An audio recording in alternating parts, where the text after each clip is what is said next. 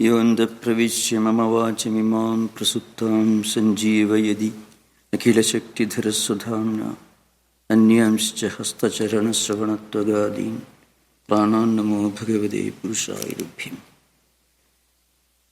So today's topic is the hymn of creation from the Vedas. Incidentally, it is one of the most profound, spiritually and philosophically, one of the most profound hymns in the entire Vedic literature. Now, it just contains 7 verses, just 7 verses. Rigveda itself contains more than 10,000 verses, divided into more than 1,000 hymns. Again, the whole text divided into 10 books, or what is called mandala. So, to begin with, I can just present before you a recording of this hymn, which is traditionally as being taught through a succession of teachers and students for the last several thousands of years. So the recording is very interesting. So I can just present before you.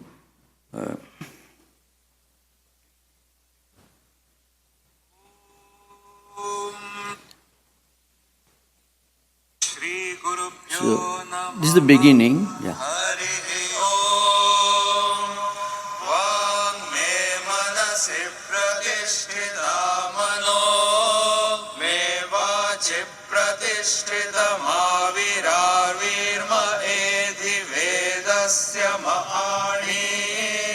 Shrutam me ma prahasirane nadhite nahoratran sandadamritam vadishyami satyam vadishyami tanmamavatu tadvaktaramavatvavatu mamavatu vaktaramavatu vaktaram.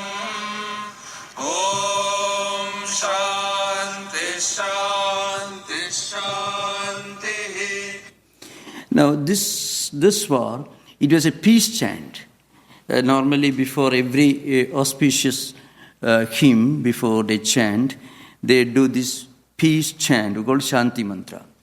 Now you will begin the real the hymn, which contains, as I mentioned, only 7 verses.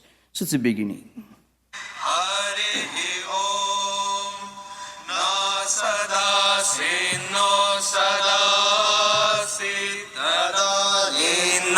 Sidrajo no vyoma paroyat kimavari vakku akasya sharmannam bhakkima siddhahananga bhiram na mrityurasi amritannatar hinaratrya anha asit praketaha ani Swadhaya tadekantasmad dhanyanna parakkinchanasa tama asitamasa gurhamagre praketam salilam sarvama idam tuchhenabhapi hitayyadasit tapasastan mahinaja yataikam Kamastadagre samavartatadimanasoretah pratamayyadasit sato bandhumasati niravindan vridi pratisya kavayo manisha tirashti no vitato rashmiresha madhasvidasit Duparisvidasit Retodha asan mahimana asan svadha avastat prayatif parastat को अर्धवेदक इह प्रवोचत्कुत आजातः कुत इयं विसृष्टिः अर्वाग्देवा अस्य विसर्जनेनाथा को वेदयत आबभूव इयं विसृष्टिर्यत आबभूव यदि वा दधे यदि वा न यो अस्याध्यक्षः परमेव्यो मनसो अङ्गवेद यदि वा न वेद ॐ शान्ति शान्ति शान्तिः. So this is the hymn creation. Now you will be surprised that this is essentially the first human analysis of where are we coming from, what's the meaning of life, and what's the nature of this world. And what exactly is the significance of this human journey, the origin of the universe, and so on. I mean, we are all looking for answers, and it's very easy to find an answer in the form of some kind of creationist ideas. And mind you, the Vedic literature itself contains several descriptions, illustrations, depicting creationism, a God creating this world. There are certainly statements, but the most profound analysis of the ontology, the cosmology of the universe is found here. That's why, it has attracted a very large body of literature, commentaries, both in Indian philosophy, and also when for the first time, when Western Indologists came to read this, they have been struck by the unique spiritual analysis. It begins by saying that in the beginning, there was neither non-existence, na asat asi, that's how it begins, na asat asi, no asat asi. In the beginning, there was no non-existence. In the sense, in the beginning, it was not something that was absolutely nothing. It was not non-existence. So, the possibility of the whole universe coming out of non-existence is ruled out. And then it says, nasadasi, it's a kind of paradox you find. I mean, it's paradoxically, the hymn states, in the beginning, there was not non-existence, and there was not anything which you call existence. Paradoxically stating, the non-existent existed, not the non-existent existed. That means the non-existent did not exist. That means it was not non-existence. Nor did the existent exist. So that's why na asat asit, na u sadasit. It's an ancient Sanskrit language. This Vedic Sanskrit language was formed at least 5,000, 4,000 years before Sanskrit grammar was standardized, and that happened in the 9th century BC. So that's how it begins. What it means, to give an example, to explain, you cannot argue that the world comes out of nothingness. But you cannot argue that this world comes out of something which can be empirically understood. So the word sat is used, the existent. It doesn't mean the absolute existence, but rather the relative empirical existence. It's called vyavaharika satta. So that's why the hymn goes on saying, at that time there was no sun, no moon, no day, no night. Nothing that you can enjoy or you can make use of. Everything was clouded in something which cannot be called existence in the empirical sense, in the worldly sense, or non-existent empirical sense. These mountains, valleys, all these did not exist. In that sense, there is no existence. But then, can all these come out of total, absolute non-existence? No.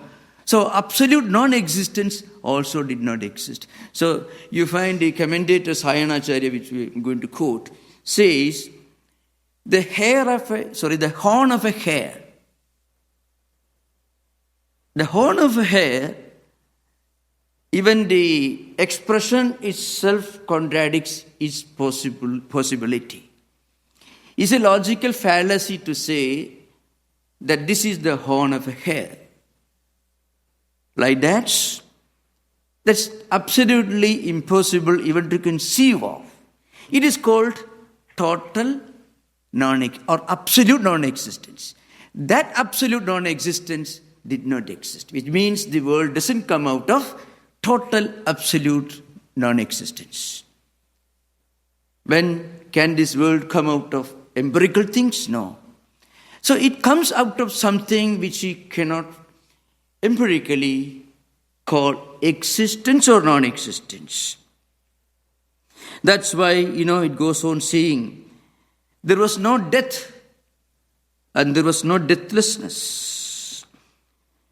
Na mrityu asit amudam na tarhi. Amudam means deathlessness. There was no death. There was no deathlessness. Now, how do you explain? How do you try to describe something which cannot be described? We can make a statement, it cannot be described. There the battle is won over. But the sages cannot have that luxury of making a simple small statement expecting the whole world will understand. So a sage or a saint, a philosopher, has to resort to metaphors, figures of speech, illustrations, may have to write a whole volume to say that in the beginning there was no empirical non-existence or empirical existence. To write this, he has to write a very elaborate hymn. That's what the hymn is. That's why there was no moon, no sun. And then there was no day, no light. There was no enjoyment and there was no enjoyer. So, for your interest, not for my interest, because I know that most of the great Western intellectuals who are great admirers of this Vedic culture would like to hear what some other great Western admirers have said about this. That's why I'm quoting. A famous Karl Werner. He says, this idea depicted in this hymn is not derived from reasoning, but rather it comes from another source. You reach a point where you experience something which you know you know very well it's a fact. Nobody can shake your conviction. If it is something that you derive at through reasoning, then a greater logician, a greater philosopher can disprove you. You're wrong. Because logic is an advantage. Logic also is a great disadvantage. Even the best logician who puts forth the great truth can be disproved by a roguish philosopher who may be more intelligent. So logic has this problem. Reasoning has this problem. It is a very inadequate and frequently very misleading tool and instrument. So that's why Karl Werner, who wrote elaborately on it, he says, it is not from reasoning. It comes from a visionary mystical experience, what we call yogic experience. That is the Western way of trying to explain the transcendental experience. Vedantins like Sayana, Vivekananda, Shankaracharya will put it, it's come from a transcendental spiritual experience. That's what it is. Another author, Burrington, he says, it's a gradual evolution of human understanding, human perception of what actually cannot be perceived at empirical level. I should explain this. You can understand many things through logic, through reasoning, through intellect, and through mind. As I mentioned earlier, all that you understand or all the convictions you get through reasoning and logic can always be demolished by another person using logic, who may be much more of an expert in using the same tool as logic. So, this is a journey through experience. That's why in the beginning, the verse begins, Na asadasi, no sadasi tadanim. Then at that time, there was neither existence nor non-existence. What existed was something which is beyond description in terms of existence, non-existent rather. And then ultimately, at one point of maybe the fourth mantra which we are going to discuss, I just want to give a bird view. The sage slowly undertakes a journey, an evolutionary process, in the process of cognition, understanding, and spiritual evolution. And then finally, Sato Benthum Asadi Niravindan Hridi Pradishya Kavayo Manisha. The way it was chanted is different in music. I'm putting in prose order. That's all. So, Sataha Benthum Asadi Niravindan. Sat means this world. All that you see, the entire phenomenal world, empirical world. Bandhu means the original cause. The cause of this empirical universe. Asadi Niravindan. They came to understand that this universe cannot have come from something which is totally non-existent. From nothingness, it cannot come. So finally, their search came to an end where Hridi means in their own hearts. Hridi Pradeshya Kavayo Manisha. So Kavayaha means mantradashtara. Kavi is a word in Sanskrit language which has got many connotations. One meaning is it's a wise person. Now wisdom has got a very philosophical sense. It is not understanding, it is not expertise, it is not efficiency, it is not intellectual precision. Rather, it is something that goes beyond all this, but which includes all this. Wisdom is that which helps you to handle what you know and to understand and to place the knowledge that you have got, what it actually implies, in what way this knowledge can be used and in what way it cannot be used. That higher inner sense is called wisdom. So such people are called kavi. The simple meaning in modern Sanskrit, it means poet. A poet is not one who sits in a corner with a long beard and writes something listening to, maybe from collecting things from internet or YouTube. A poet is a person who goes to solitude and closes his eyes, not staring at the world, but staring at himself, which means closing the eyes. You can look into yourself only if you stop looking to the outside world. So such people are called kavayaha. Mantra drashtaraha kavayaha is a very famous definition. Mantra means the essential meaning of a word. The meaning comes from within. The one who realizes, who experiences this higher meaning by undertaking this journey into himself, into herself, and discovers the meaning within him. That is, such a person is called kavayaha or mantradashtaraka. if you go deeper into the essence of modern science, technology, everything, sociology, anything you want, ultimately, what we write, what we speak, is what we experience within. We cannot really expound or explain or actually write as our own words unless we connect the implication, the meaning of those words within our own hearts.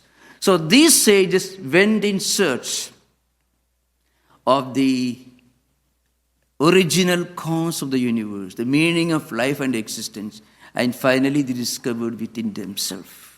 That is, Asato Benthum Asadi Niravindan, Sado Benthum Asadi Niravindan, Kriti Pradesha Kavayo Manisha. That is the verse. Now I shall come to a very important central subject before entering the sutta proper.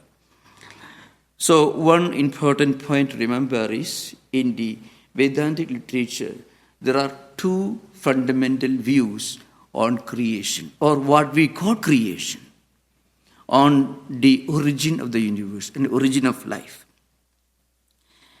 Technically, in Sanskrit language, it's called Srishti Drishtivada and Drishti Srishtivada. So I shall explain this very simple language.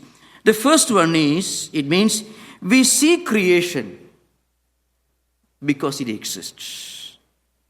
We see that because it exists.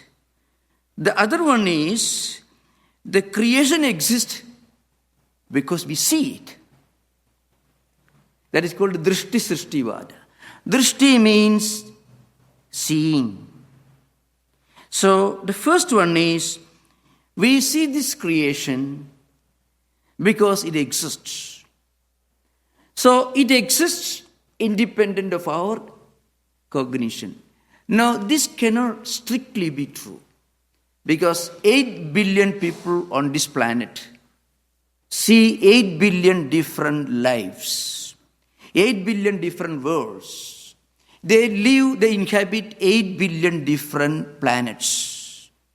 In the higher sense, I don't mean the valleys, mountains are the same. But the way we see, even the forests or coal, the iron ore, all this, the oceans, the mountains, valleys. Many people are concerned about keeping these wonderful gifts of nature pure, serene, unpolluted in their purity. For them, they are inhabiting a different planet.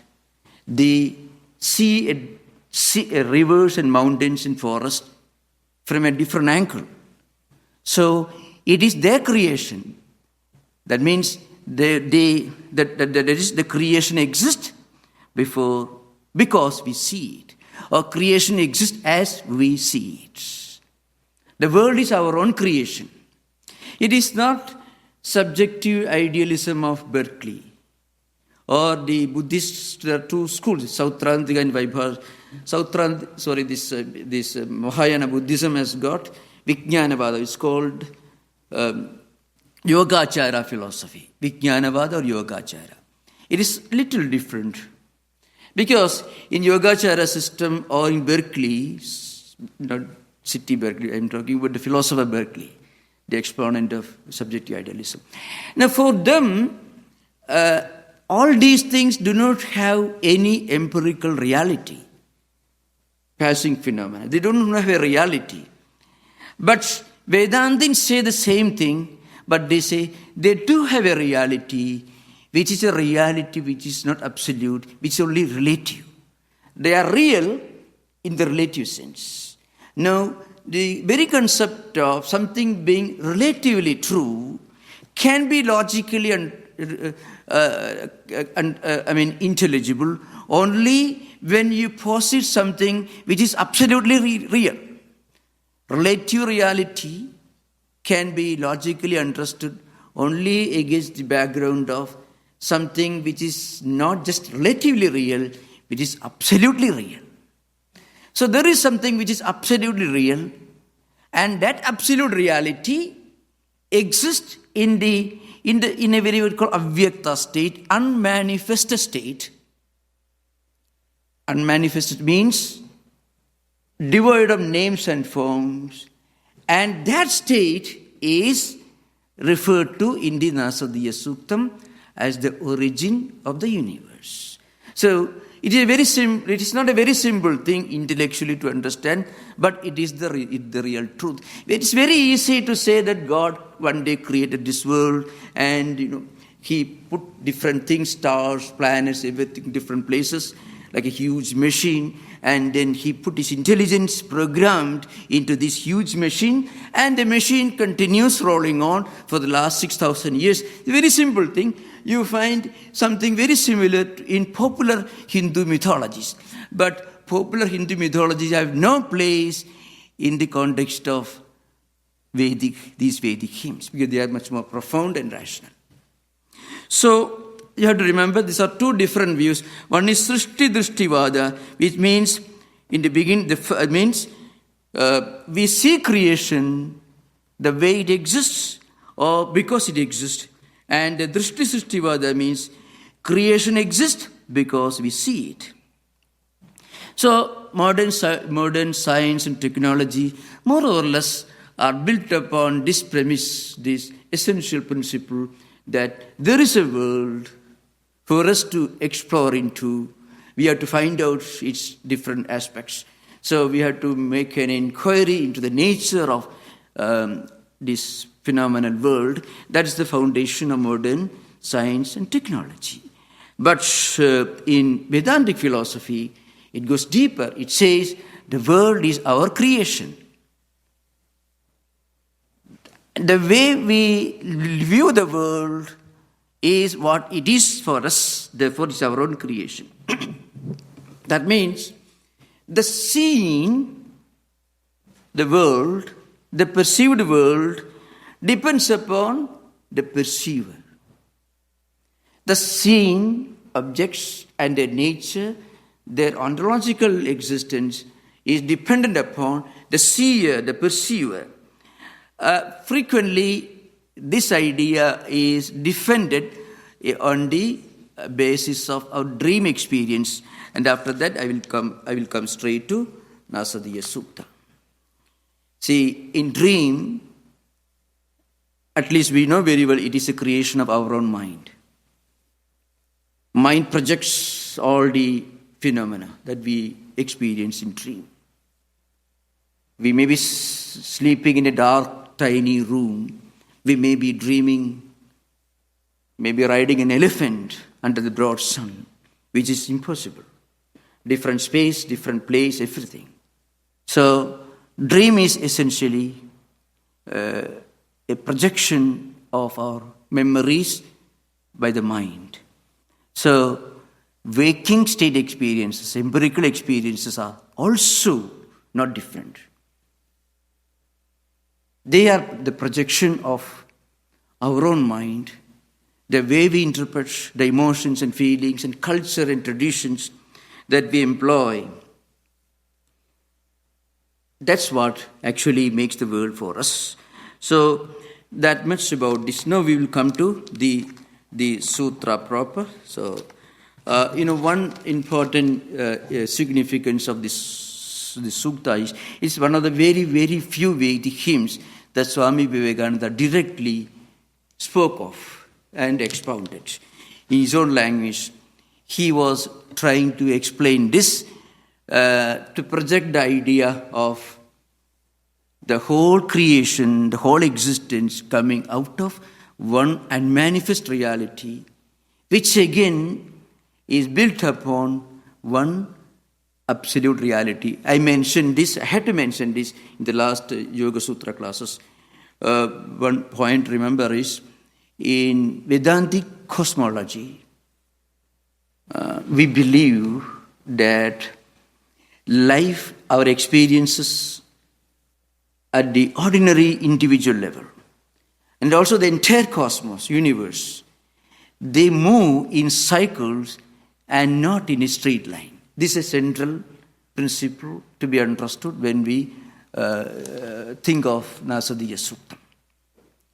That means our own experiences, what we see, is a replay of our karmas, the results of our actions in previous life, which get modified through further actions.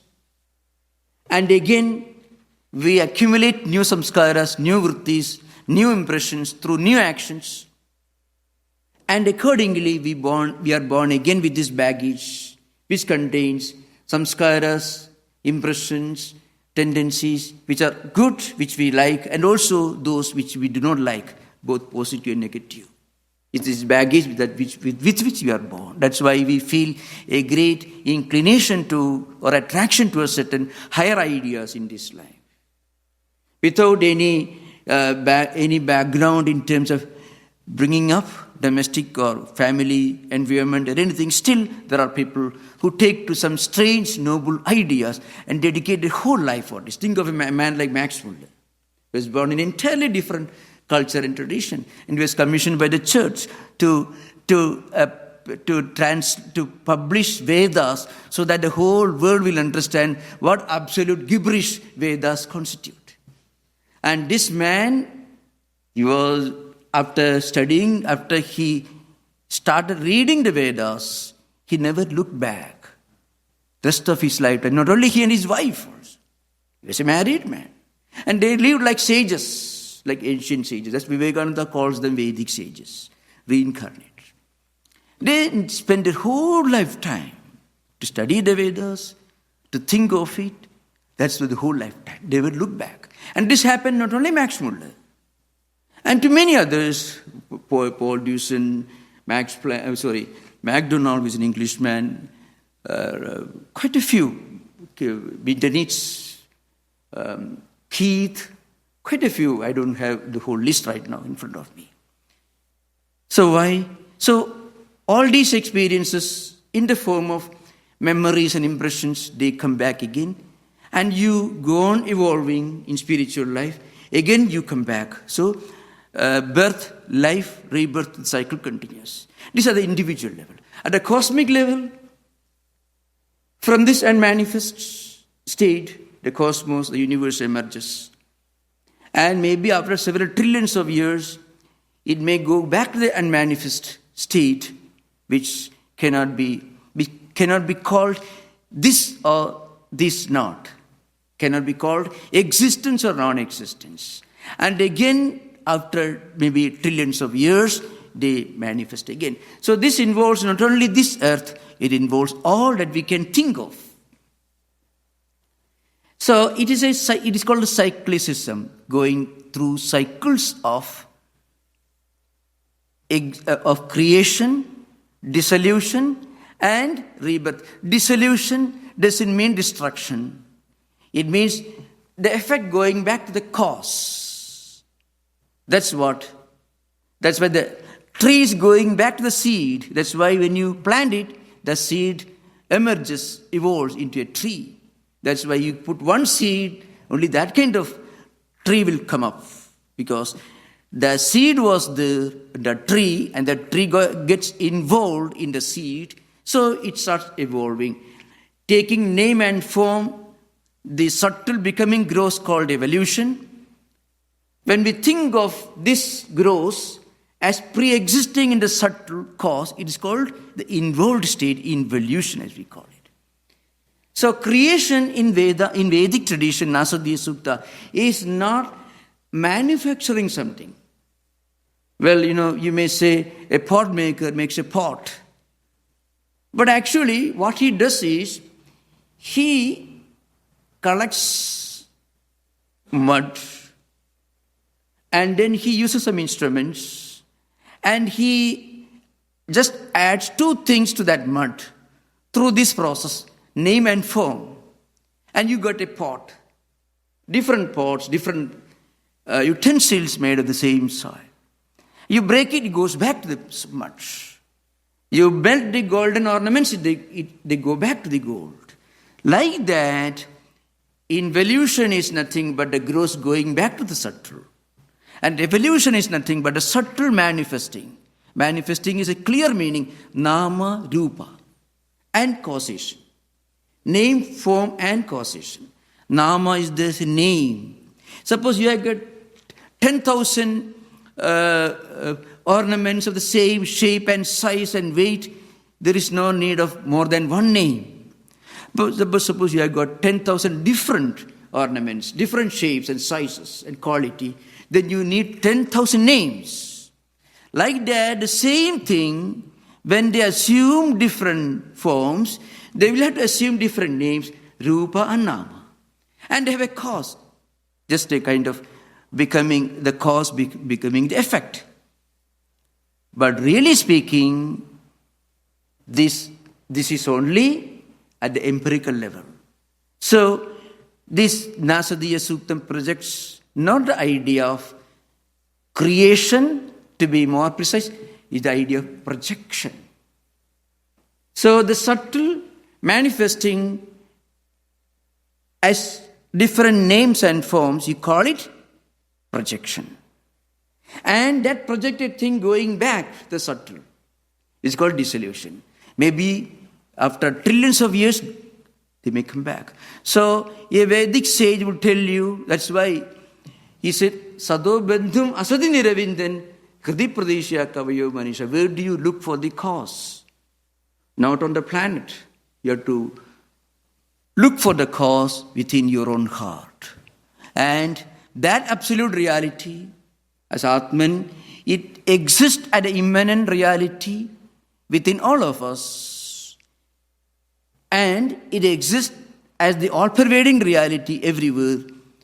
It is also the transcendental. Transcendental in the sense it can be perceived or conceived of at the empirical level. That's what it means. So the first mantra is this. As I mentioned, Nasadasid, no sadasid tadanim, nasid rajo no vyoma paroyat, kimavari vakuha kasya sharma, nampa sharman ampakimasid gahanam gabhiram. This is the first one. This was we chanted, you heard me chanting. So the beginning itself, the great Sayanacharya who lived in the 13th century, he wrote a magnificent commentary. An interesting thing is, we have to remember, if today a great evolutionist or a great Indologist or linguist like Max Muller or a philosopher like Paul Deussen reads this and find this great meaning, and they try to find this is so absolutely rational and scientifically quite logical, it's because a great man wrote a commentary to all these verses in the 13th century AD. His name was Sayanacharya. And he wrote a commentary for all the four Vedas. And where he was a great follower of Shankaracharya, belonged to that tradition. So many of these mantras are part of the Upanishads which Shankaracharya commented upon. So wherever those portions came up, he just copied, more or less reproduced Shankaracharya's interpretation. So all the Upanishad, many of the Upanishad mantras, for example, in the Mundaka Upanishad, Dua Suparna Soija Sakhaya, all these are Upanishad mantras. So when Shankaracharya wrote a commentary in 8th century, 7th, 8th century AD, he wrote a very profound commentary on all these Upanishads on the basis of Advaita philosophy. Sayana came almost 400 years, 500 years later. He was also a monk of the same tradition, a philosopher of the same tradition. So he just reproduced Shankaracharya's commentary. So he says, Srishti prag avastha nirista samasta prapanchaya pralayavastha sa nirupide. He said the first verse is an analysis of what is called pralayavastha. Pralaya pragarshena liyate iti pralaya. What is pralaya? Pralaya, if you read ordinary Sanskrit, Apte or Moni Williams, you find floods. It is not floods. Floods not in this sense. Maybe more or less such ideas of everything existing in subtle form you may find in the Old Testament also, whenever there is a reference to a kind of state where everything was merged in something and slowly things coming out. Could be but I'm not going to those details. So here he says, before creation, so take it, before creation, means before the emergence of all days in names and forms, there was a state. That state was pralayavastha, which means in a subtle, unmanifest state. Unmanifest means before this avyakta state emerged and evolved, in terms of names and forms, there was such a thing which cannot be called as existence or non-existence. Tadanim pralayadashaya avasthidam yasadasya jagato moolarikshanam tat asit na asit. Sasavishanava niruvakyam na asit. So there was no nothingness, that's what it means. No nothingness. Like the horn of a hare. There's nothing. Which is total, absolute, intellectually inconceivable. But there was something which was subtle. Again he says, the verse continues, and no sadasit, and also there was nothing that could be empirically understood. So that reality could not be called as real in the empirical sense or unreal in the empirical sense. Now, let us look at Swami Vivekananda's translation. He put it in a very philosophical, he was himself a poet. He says, existence was not then, nor non-existence. The world was not, the sky beyond was neither. What covered the mist, of whom was that? What was in the depths of darkness thick? Death was not then, nor immortality. The night was neither separate from day, but motionless did that vibrate alone with its own glory one. Beyond that nothing did exist. So, this is Swamiji's analysis. At first in darkness, hidden darkness lay, undistinguished as one mass of water. Then that which lay in void discovered, a glory did put forth by tapa. So, creation is somewhat implied, There's a very interesting concept here. How did this world, universe emerge from this unmanifest state? What triggered the evolution of this unmanifest state to slowly evolve into manifest world which consists of plurality, different things with different names? So one important idea is tapa is mentioned. Tapa actually, A.L. Basham translates it heat. Tapa is actually literally heat, but it is something else. You get hot about something, that is tapa. It is not the heat of the sun or the flame. When you think, when you turn your eyes, your mind, and your senses inward, and when you undertake a journey in search of the truth, once you realize that truth within you, then your sankalpa, your will becomes a visible empirical reality. As I mentioned, what we see is what we have in our mind. So can we produce an empirical objective reality through mere will? Great sages could do that. Or this spiritual reality from which everything emerges could do that by will. But it's not just will, it is creation not with a purpose, because that would make the creator imperfect.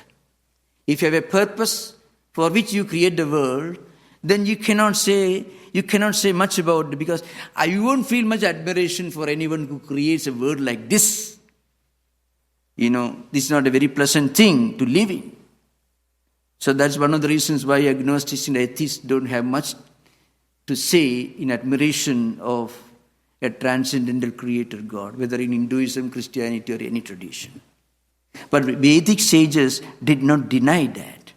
But they said, it's true, you can think of the world being created by somebody. But as you go deeper in your own search inward, then you find the real cause is within ourselves.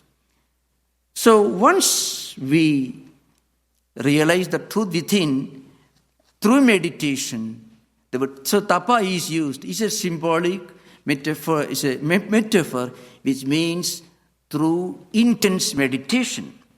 From desire arose the primal seed of mind. The sages have seen all this in their hearts. The sages discovered this within themselves. Shifting existence for non-existence, it raised above, below, and sideways spread. So I will come back to the sutra again.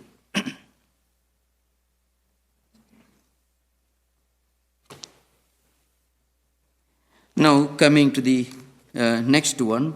Namruttirasit amurdannatarhi. There was no death then. Amrita means there was no deathlessness. No sun, no moon, no day, no night. Anidavadam sudhaya tatekam tasmadhyanyat parakinchanasa. Na parakinchanasa. But he says this. So, there was no death, no deathlessness, no days and no weeks, no months, no concept of time. So, here, this is the first great statement in the Vedic literature, which talks about a time beyond and before time. Time can be conceived of only in relation to something. There should be something that we should be able to relate to when we talk about time. In our own life, at the universal level, the sun, the moon, the sunrise and moonrise, or the seasons, months and weeks and years, these are different attempts on the part of human mind to analyze time. So, but this unmanifest state belonged to a time that existed before time emerged. Because there was nothing in this world you can enjoy, you can analyze in terms of existing at empirical level, like being born, or non-existing at empirical level. So there was no sun, no moon. But it was certainly not nothingness or absolute non-existence. It was not absolute non-existence. It was something which you cannot describe, beyond description, beyond explanation. See, you can explain something. When we try to explain, whatever attempt we make to explain something, we use our mind, our intelligence, our intellect. And we associate what we try to explain with something that we already are familiar with. That's how we explain. There was nothing. Therefore, it was something which was beyond explanation, beyond words, beyond understanding. Because explanation is possible only when there is time and death. So the verse is this: Na murtirasit na amudam na tarhi na ratriya anna asit prakeda anidavadam sudhaya tadegam. Here's a very interesting statement is there. There was something existing. There was something existing which was moving, but not the way we understand movement in this world. That apo va idam agre salilam asid. This statement in the Sayanacharya comments. You cannot say it was totally beyond explanation. We cannot understand, comprehend. It is not beyond comprehension, it is beyond our comprehension. It could be comprehended when you turn the inquiry inward. So, when you turn the inquiry inward, then as we evolve in spiritual life, we are able to understand this something which is beyond understanding. Tama asid, tamasa gunnamukam, agre prakedam sarilam sarvama idam. Srishte prak atmatatvasya avarada maya parasamnyam bhavarupatmaka antha asit. It's called Maya. The word Maya is here. Maya parasamnyam. Maya is a very interesting word in Vedanta and also in the description of this.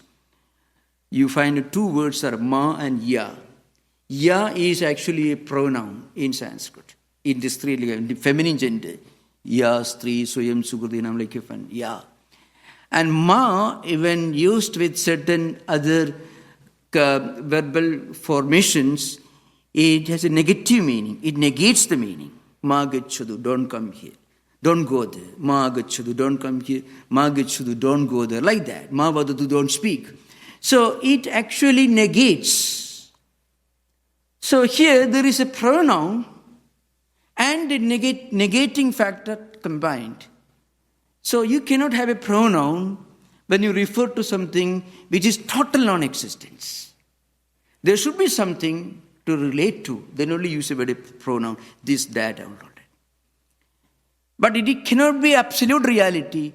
So to imply that it is not the absolute reality, it is not the absolute reality, it is not absolute unreality either.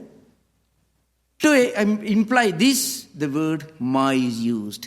I mean to rule out the possibility of interpreting this relative entity as something absolute. So the word this negating aspect element is used, ma. It is not absolute unreality.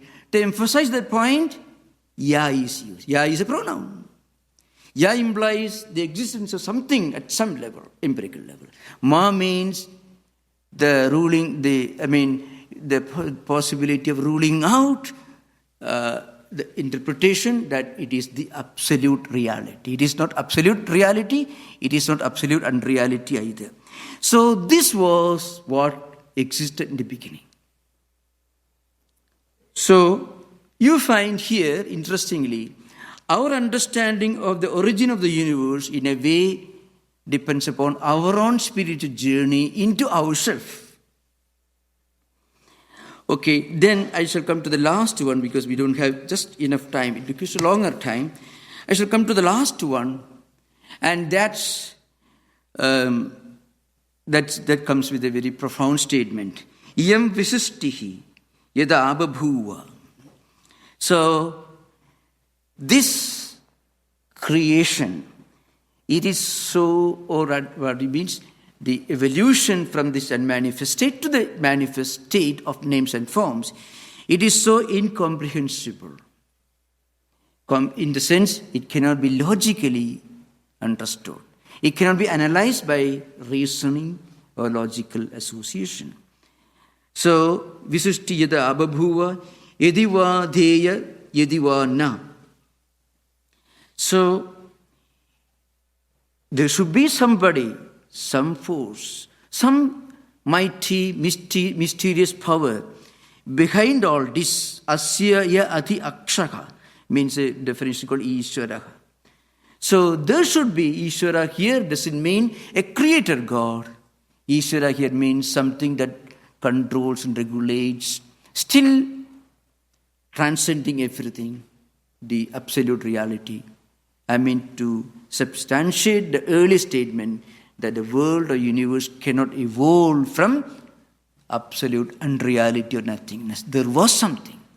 And that something we'll realize when we turn the inquiry inward. So in other words, instead of looking for answers in external inquiries, in inquiries into nature, phenomenal world, we should turn the inquiry inward. And as we evolve in spiritual life, we find the real answers within ourselves. So the answers are not outside, the answers are within ourselves. And when we get this answer, then that answer cannot be countered. It doesn't come from reason. It doesn't come from logic.